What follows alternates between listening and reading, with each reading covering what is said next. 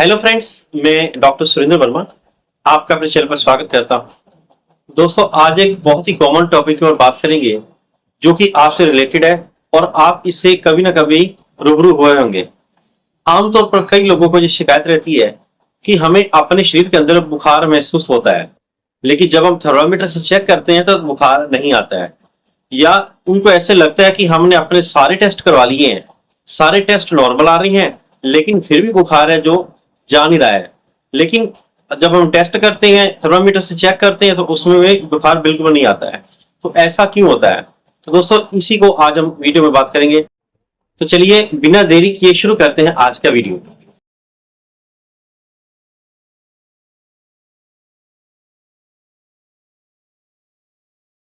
दोस्तों, जैसा कि मैंने बताया कि कुछ लोगों को बुखार हमेशा महसूस होता है, लेकिन जब हम चेक करते हैं तो थर्मामीटर में बुखार नहीं आता है।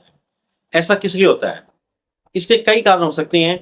जैसे कि किसी को पहले कोई टाइफाइड हुआ, कोई मलेरिया हुआ, तो डॉक्टर के पास जाता है, डॉक्टर उसको दवाई देते हैं, जो भी एंटीबायोटिक का कोर्स होता है उसको पूरा कर लेते हैं। पूरा करने के बाद 1 या 2 दिन बाद या कई बार किसी को 4-5 दिन बाद फिर से बुखार आ जाता है। डॉक्टर उसको फिर से एंटीबायोटिक चेंज करके दोबारा से कोई हायर एंटीबायोटिक देते हैं, उसको लेता है। उसको लेने के बाद फिर वो 3-4 दिन ठीक रहता है, जब उसको छोड़ता है तो फिर से बुखार आ जाता है। तो ऐसे करते करते मरीज कई बार तो बहुत से टेस्ट भी करवा लेते हैं, हर प्रकार के वो टेस्ट करवा लेते हैं। कई बार डॉक्टर बोलता है कि सीटी स्कैन करवा लो, एमआरआई करवा लो, उसको भी करवा लेते हैं, उसमें भी कुछ नहीं आता है। और कई बार तो एक लैब से छोड़कर 2-3 और लैब से भी करवा के देख लेते हैं, लेकिन देखा जाए तो सबके अंदर जो टेस्ट रिपोर्ट नॉर्मल आती हैं, लेकिन मरीज को ऐसे लगता है कि उसको बुखार है, लेकिन एक्चुअली जब हम थर्मामीटर से चेक करते हैं उसको नहीं। तो इसके कई कारण हो सकते हैं। जैसे कि सबसे पहले है कि किसी को किसी चीज से कई एलर्जी होती है। कई बार क्या होता है, हमारा किसी चीज के ऊपर ध्यान नहीं होता और मरीज को भी मालूम नहीं होता कि उसको किसी चीज से एलर्जी है, तो इसको हम एलर्जिक रिएक्शन फीवर भी बोलते हैं। तो हो सकता है कि मरीज को किसी चीज से एलर्जी हो जिसके कारण उसको बुखार आ रहा है। तो ऐसे जो फीवर होते हैं इसको हम पायरेक्सिया ऑफ अननोन ओरिजिन बोलते हैं, PUO। ये डॉक्टर के लिए भी सिरदर्दी होता है और मरीज के लिए तो होता ही है कि आखिर कौन सी उसको मेडिसिन दे जिससे ये ठीक हो जाए, और मरीज दवाइयां खा खा के तंग आ जाता है कि वो अब और मेडिसिन नहीं खाएगा। तो दोस्तों, कई बार मेडिसिनल फीवर भी होता है। इसका अर्थ होता है कि कई बार मरीज को जब तक दवाई खाता रहता है तो उसको लगता है कि मैं ठीक है, जैसे दवाई छोड़ी बुखार रहता है। तो ऐसे में उसको चाहिए कि हर प्रकार की दवाइयों को छोड़ दे, चाहे वो एलोपैथी है, चाहे वो आयुर्वेदिक है, चाहे वो होम्योपैथी है, क्योंकि कई बार मेडिसिन के कारण भी बुखार आता है। तो इस तरह अगर आप उसको रूटीन में जो दवाई खा रहे हैं उसको छोड़ दें तो उससे भी आपका फीवर कई बार दूर हो जाता है। एक बार एक लड़का मेरे पास आया, उसको पिछले 10-12 दिन से बुखार था। बुखार उसको महसूस हो रहा था, लेकिन एक्चुअल में थर्मामीटर में नहीं आ रहा था। वो किसी और डॉक्टर से दिखाकर उसका एंटीबायोटिक कोर्स भी कर चुका था, उसके टेस्ट सारे नॉर्मल थे। लेकिन जब मैंने देखा कि वो चलने फिरने में थोड़ा उसको पाँव के ऊपर जैसे लग रहा था कुछ है, तो मैंने पूछा जी क्या हुआ है? तो बोलता था क्रिकेट खेलते उसकी बॉल लगी थी पैर के ऊपर। लेकिन जब मैंने उसको पैर देखा तो किसी प्रकार के सूजन वगैरह नहीं थी। तो मैंने उसको वैसे ही बोल दिया कि तुम ऐसे करो, इसको गर्म और ठंडे पानी की टकोर करो, 2-4 दिन ऐसे करो, हो सकता है इसके कारण बुखार हो। उसने बिना दवाई खाए ऐसे उसको किया तो उसका बुखार ठीक हो गया। तो ऐसे कई बार अपने एक्सपीरियंस से भी देखने को आता है कि मरीज को कुछ और चीज होती है और अपना इलाज किसी और चीज कर रहे होते हैं, तो उसके कारण भी ये बुखार हो सकता है। तो इस तरह मरीज की प्रॉपर हिस्ट्री लें, उसका प्रॉपर डायग्नोस करें, तो आपको उसका कोई ना कोई कारण जरूर मिल जाएगा जिसके कारण वो बुखार उसको महसूस हो रहा है, वो आ रहा है। एक अन्य कारण होता है बुखार का कैनुला। जब वो कई बार मरीज को, जैसे वो हॉस्पिटल में या कहीं भी नर्सिंग होम में इंडोर में एडमिट होता है, तो उसको कैनुला लगाया जाता है। वो कैनुला अगर हम 2 से 3 दिन लगाते हैं तो कई बार कैनुला वाली जगह के ऊपर सूजन आ जाती है।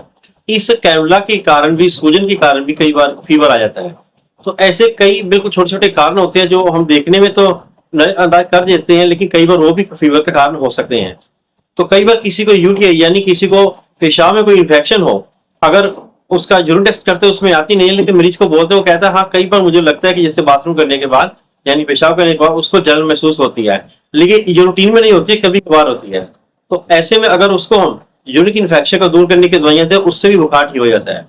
ऐसा ही अन्य एक और कारण है कि कई पेशेंट जो अल्कोहल यानी शराब पीते हैं, जब कई बार जरूरत से ज्यादा शराब पी लेते हैं तो उनको हैंगओवर हो जाता है और अगले दिन उनको ऐसा लगता है जैसे उनको बुखार हो गया है। उनका सारा शरीर वो बोलते हैं जैसे ऐसा जैसे टूटा टूटा सा है, बहुत दुखन हो रही है, लेकिन एक्चुअल में फीवर नहीं होता है। तो ये अल्कोहल की वजह से फीवर होता है।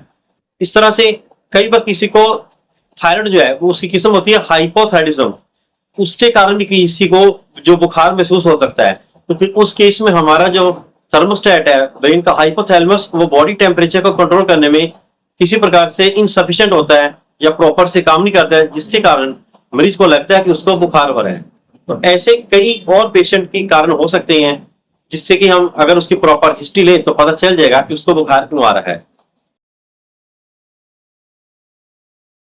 अब ये सवाल आता है कि अगर किसी को टेस्ट नॉर्मल है लेकिन फिर भी बुखार महसूस हो रहा है तो करना क्या है। तो सिंपल सा मेथड है कि सबसे पहले नंबर 1, सब प्रकार की दवाइयां बंद कर दें, इवन पैरासीटामोल भी बंद कर दें। दूसरा, जितना हो सके फ्रेश आप फ्रूट जूस लें या फ्रेश फ्रूट को खाएं, इससे क्या होगा, आपके बॉडी की इम्यूनिटी बढ़ेगी। तीसरा है आप फ्रेश डाइट लें, दिन के समय सब्जी खाएं और रात के समय कोई भी दाल जो आपको पसंद है उसका आप सेवन करें।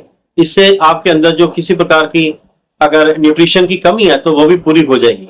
और ऐसी जगह पर आप जाएं जिससे आपका मन खुश होता है, जैसे आप अपने दोस्तों के साथ जैसे कहीं जाकर घूमने चले जाएं, या जिससे आपको कोई मूवी देखने चले जाएं या कहीं घूमने चले जाएं, जिससे आपका मन प्रसन्न होता है, तो इससे भी आपको इस चीज से छुटकारा मिल जाएगा। तो दोस्तों, ये थी कुछ एक महत्वपूर्ण जानकारी। आशा करता हूँ ये आपको अच्छी लगी होगी। अगर जानकारी अच्छी लगे तो मेरी इस वीडियो को लाइक करें, शेयर करें और चैनल को सब्सक्राइब करें। Thank you.